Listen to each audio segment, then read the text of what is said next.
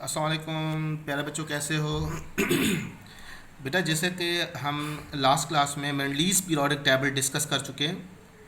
Mendeleev's periodic table के जो disadvantage थे, उनमें से जो बड़ा डिसएडवांटेज था वो था कि उन्होंने जो क्लासिफिकेशन की वो बेस्ड ऑन एटॉमिक मास थी। जैसे जैसे वक्त गुजरता रहा, नई नई टेक्नोलॉजी आने लगी, क्वांटम फिज़िक्स ने बहुत ज़्यादा तरक्की की, तो पता चला कि जो बेसिक और फंडामेंटल पार्ट है वो हमारा एटॉमिक मास नहीं बल्कि एटॉमिक नंबर है। यानी कि after the discovery of atomic number, जो कि मोज़ले ने हमें बतलाया, जो वेव फंक्शन में हमने चैप्टर नंबर 3 में डिटेल से डिस्कस भी किया है फर्स्ट ईयर में, कि जैसे ही एटॉमिक नंबर जो है वो डिस्कवर हुआ तो एटॉमिक नंबर की बेसिस पर जो मेंडलीज पीरियोडिक लॉ था वो अब जो है वो चेंज होकर मॉडर्न पीरियोडिक लॉ की तरफ आ गया। यानी कि डिफरेंस क्या है दोनों में, अगर हम डिस्कस करें difference between the Mendeleev's periodic law and modern periodic law, तो याद रहे बेटा, the physical and chemical properties of element is the periodic function of their atomic number. This is called modern periodic law. In state of atomic mass, modern periodic table based on atomic number. अगर Mendeleev's and modern periodic table दोनों में मैं difference की बात करूं तो difference क्या है बेटा, याद रहे मेंडलीज ने हमें कहा कि फिजिकल केमिकल प्रॉपर्टीज जो है वो पीरियोडिक फंक्शन है। एटॉमिक मास, यानी कि मास अगर आप चेंज करोगे किसी भी एलिमेंट का तो वो पूरा फंक्शन उसका चेंज हो जाएगा, फिजिकल हो या के केमिकल हो। जैसे मैं लिखता हूँ एफ ऑफ ए लिखता हूँ यहाँ पर, यानी कि एटॉमिक मास। पर मॉडर्न पीरियोडिक टेबल क्या है, एफ ऑफ जेड, यानी कि जो फंक्शन है किसी भी एलिमेंट का वो डिपेंड करता है किसका, उसके एटॉमिक नंबर पे डिपेंड करता है, ना कि एटॉमिक मास पे। अब जैसे ये फंडामेंटल पार्टिकल डिस्कवर हुआ, यानी कि प्रोटॉन की बात कर रहा हूँ, तो फिर एक नई टेबल हमारे पास सामने आ गई जिसको हम long form of periodic table ही बोलते हैं। लॉन्ग फॉर्म पीरियोडिक टेबल जो है, याद रहे बेटा, based on their classification in SPD group. तो मैं कुछ की पॉइंट्स फॉर एंट्री टेस्ट यहाँ पे नोट करवाता चलूँ।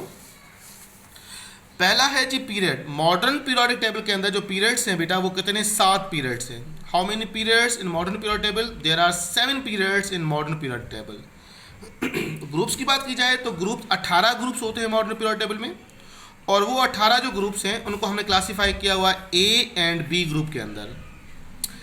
ए में 8 ग्रुप्स होते हैं जिसमें एस और पी ब्लॉक होते हैं, जिनको हम रिप्रेजेंटेड एलिमेंट्स ही बोलते हैं।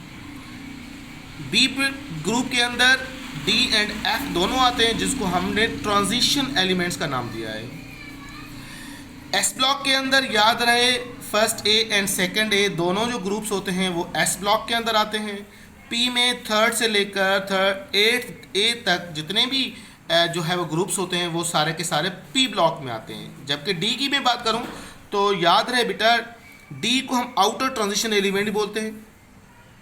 ट्रांजिशन मीन्स टू वेरिएबल, और एफ को हम इनर ट्रांजिशन भी एलिमेंट बोलते हैं। अगर इंटरेस्ट में सवाल आए what are the transition elements, what are the outer transition and inner transition, तो इन दोनों में डिफरेंस आपको पता होना चाहिए।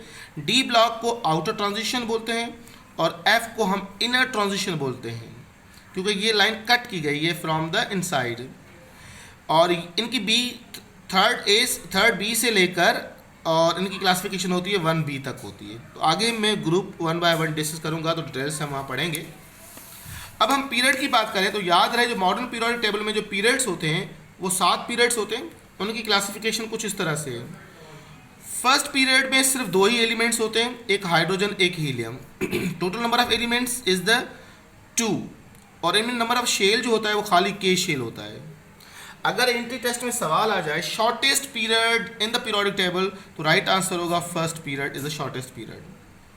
सेकेंड और थर्ड दोनों में 8 एलिमेंट्स होते हैं बेटा, lithium to neon, sodium to argon, इन दोनों में 8 एलिमेंट्स होते हैं। जबकि शेल की बात की जाए तो के एल किसके अंदर, सेकंड में, और थर्ड में के एल एम। एक और बड़ा इंटरेस्टिंग सवाल, number of periods indicate the number of valence shell, यानी कि अगर फर्स्ट पीरियड हो तो वैलेंस शेल भी 1 होगा, अगर सेकंड पीरियड हो तो वैलेंस शेल भी 2 ही होंगे, थर्ड हो तो वैलेंस शेल भी थर्ड ही होंगे, यानी कि 3 होंगे, KLM। फोर्थ एंड फिफ्थ दोनों में 18 एलिमेंट्स आते हैं बेटा। ये start potassium to argon 18 elements, rubidium to xenon इसमें भी 18 एलिमेंट्स होते हैं।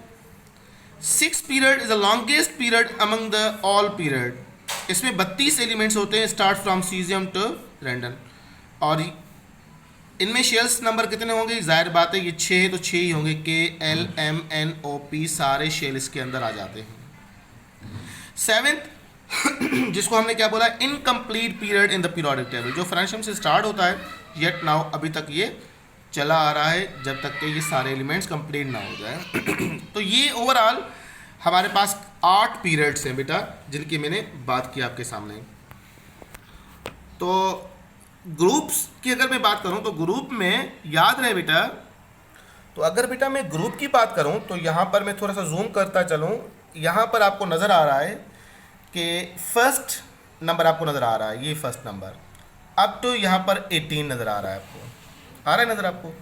तो टोटल जो ग्रुप्स हैं इस मॉडर्न पीरियोडिक टेबल में 18 ग्रुप्स होते हैं। अब यहाँ पर आ जाएं, ये जो दोनों है फर्स्ट ए एंड सेकंड, इन दोनों को हमने कहा है एस ब्लॉक एलिमेंट्स। क्या कहा है बेटा, S block elements. First A and second A R called S block elements.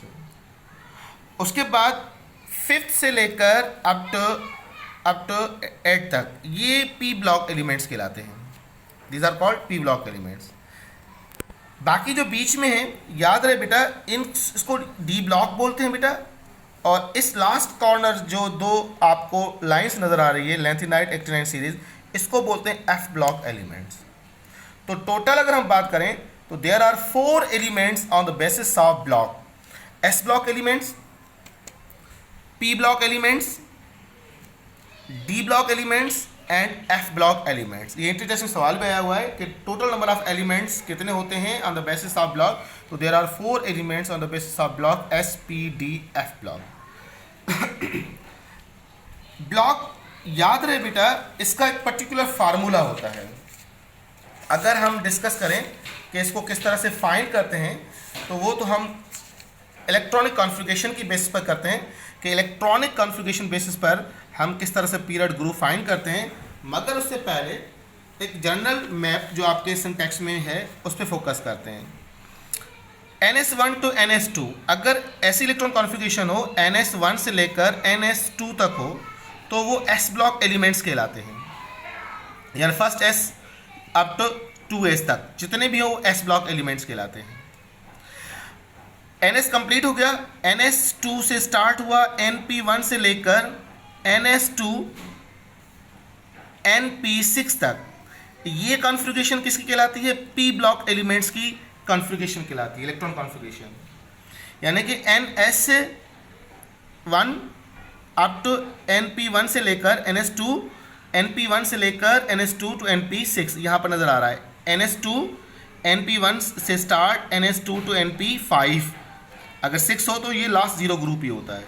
बात में आ रही है, ये थर्ड चैप्टर में हम डिस्कस कर भी चुके हैं, मगर वो स्टूडेंट जिनका कॉन्सेप्ट थोड़ा वीक रहा है तो आज हम इसको थोड़ा सा तफसीलन पढ़ेंगे 1 बाय 1। फिर हम बात करेंगे डी ब्लॉक की। तो डी ब्लॉक क्या है बेटा, N-1 D1 से स्टार्ट होता है NS2 N-1 D10 तक। अब इसका मतलब क्या है ज़रा गौर सुनिएगा, यहाँ पर N इंडिकेट करता है आपका lowest value of the S, क्योंकि S से स्टार्ट होता है। अगर मैं आपसे कहूँ ये 4S है तो एक कम D स्टार्ट होगा, यानी कि ये 4S है तो D का वैल्यू कब आएगा, 3D आएगा।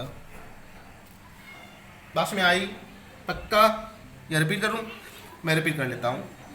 S और D इनमें एक कम D स्टार्ट होता है, अगर 4S हो तो D का वैल्यू 3 होगा, अगर 5S हो तो D कितना आएगा बेटा, 4D आएगा। एक कम D स्टार्ट होता है N-1 D1, इलेक्ट्रॉन फिलअप करोगे up to NS2 N-1 D10 तक होगा। इसका मतलब एक कम, यानी कि लोवेस्ट वैल्यू जो S होगा, फॉर एग्जांपल S का वैल्यू है 6 या 5S, तो D कितना होगा, एक कम 4D स्टार्ट होगा। इसका मतलब ये। और F की बात की जाए तो 2 कम, अगर मैं आपसे कहूँ 6s तो f कितना आएगा, 2 कम कर दे तो 4f आएगा। अब जो पुराने स्टूडेंट्स हैं मेरे, जिनको मैंने ये पढ़ाया है, उनको पता है SSPP DPS वाली ट्रिक, उस हिसाब से भी आप आसानी से बता सकते हो कि S की बारी कब आती है और D कब आती है। SS PS PS DPS DPS FDPS FDPS।